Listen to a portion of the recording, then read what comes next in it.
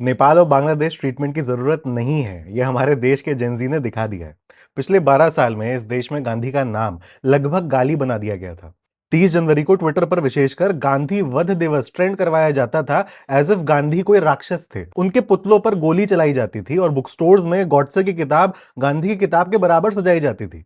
इतने सालों बाद लोगों को लगने लगा था कि इस देश में गांधी, नॉन वायलेंस, सत्याग्रह, अब ये सब कहां चलेगा। और ये जेनजी, ये लोग सड़कों पे आएंगे। ये जनरेशन तो एसी में पैदा हुई है, ये कहां दिल्ली की सड़कों की धूल फाकेगी। लेकिन इंडिया के जेनजी ने गांधीयन प्रिंसिपल्स को रिवाइव किया, और किसी उदास या नॉस्टैल्जिक या प्रवचन वाले तरीके से नहीं। उन्होंने प्रोटेस्ट साइट को एंटरटेनिंग बना दिया, इंस्टाग्राम को पोस्टर्स, रील्स और एक्सप्लेनर्स से भर दिया, ताकि मूवमेंट की आवाज को इग्नोर करना इंपॉसिबल हो जाए। उन्होंने प्रोटेस्ट में जाना कूल बना दिया। लोगों को लिटरली फोमो होने लगा कि सब लोग वहां पहुंच रहे हैं तो हम घर क्यों बैठे हैं।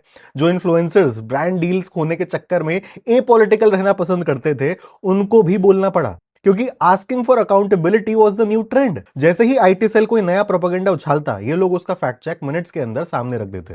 कोई गाना बना रहा था, कोई मीम, कोई पोस्टर, कोई लीगल डॉक्यूमेंट समझ रहा था, और कोई प्रोटेस्ट साइट से लाइव रिपोर्टिंग कर रहा था। गांधी के जमाने में चरखा एक पॉलिटिकल सिंबल था। आज रील, मीम, लाइव स्ट्रीम और फैक्ट चेकिंग भी पॉलिटिकल रेजिस्टेंस के टूल्स बन चुके हैं। मेथड्स बदल गए हैं, मीडियम बदल गया है, लेकिन प्रिंसिपल वही है। हिंसा नहीं करनी, झूठ नहीं बोलना, पीछे नहीं हटना, और सामने वाले को अपनी आवाज इग्नोर नहीं करने देनी। और मैं जानता हूं पिछले कुछ दिनों में वायलेंट स्कफल्स भी हुए हैं, लेकिन वो सब कुछ 20 जुलाई की पुलिस ब्रुटैलिटी के बाद हुआ है। जिन लोगों ने वायलेंस किया उनको सजा दीजिए, लेकिन साथ में दिल्ली पुलिस और टीवी मीडिया से भी सवाल पूछिए।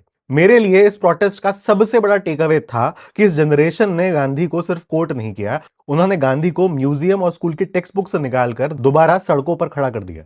उन्होंने प्रूव कर दिया कि गांधी इररिलेवेंट नहीं हुए थे, बस हमने उनकी लैंग्वेज को अपडेट करना बंद कर दिया था। और जब जेनजी ने उस लैंग्वेज को अपडेट किया, तो नॉन वायलेंस फिर से इस देश का सबसे मॉडर्न और पावरफुल प्रोटेस्ट टूल बन गया।